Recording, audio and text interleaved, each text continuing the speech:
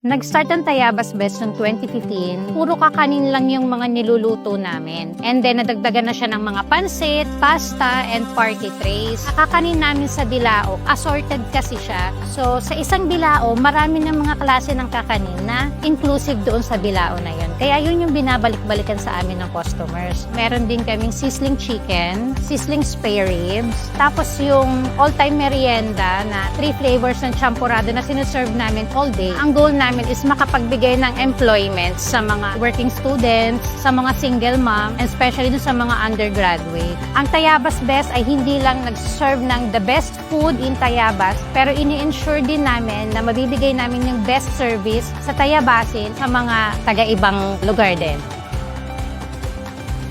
Ako po si Angeline Ragudo Suriben Percol at ito ang Tayabas Best.